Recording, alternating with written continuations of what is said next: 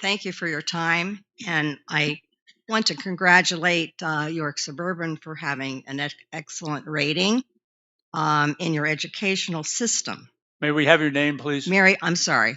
My name is Mary Beliveau, and I live at 460 Maywood Road in York Suburban. I've lived here many years in the district, and I thank you for being able to address you today.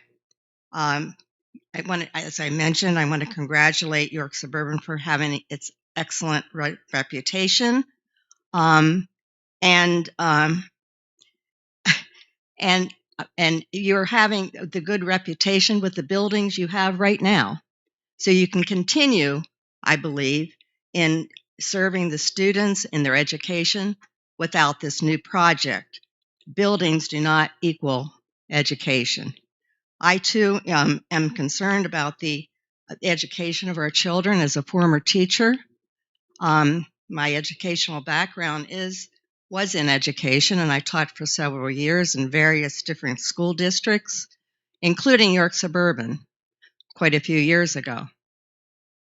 And I know from being in the various different school districts that money and buildings do not make education. I have taught in school districts where they had plenty of money and they were doing all kinds of new and innovative things.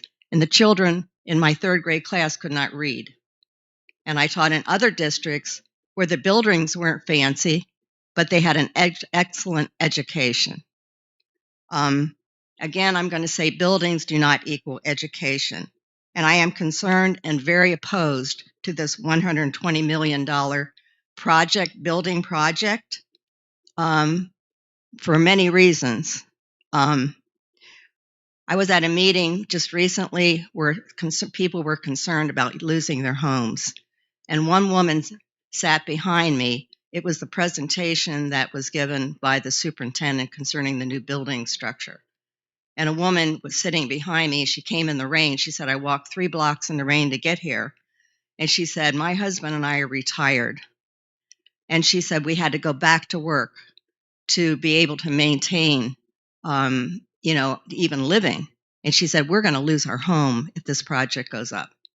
And I've heard many people saying they are going to lose it. Many retirees in this community will lose their homes. And I noticed myself in the last couple of years, my taxes kept going up. And now I know why. I didn't realize. I said, this is getting ridiculous. I mean, to the point where it's edging up toward, almost, I've seen almost 1,000 more almost within the last so many. I don't know. I just started noticing in the last couple of years the increment in the increase in taxes. Now I realize why this is happening.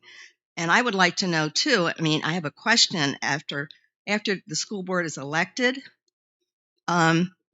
Is there any recourse that residents can have when all of a sudden we find out there's a $120 million project, to have any say in this when our taxes are going to be extremely raised?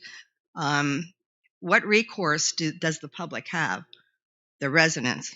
And we know, first of all, that $120 million estimate is going to be probably, in this economy, the way it's going to triple by the time you put that shovel in the ground.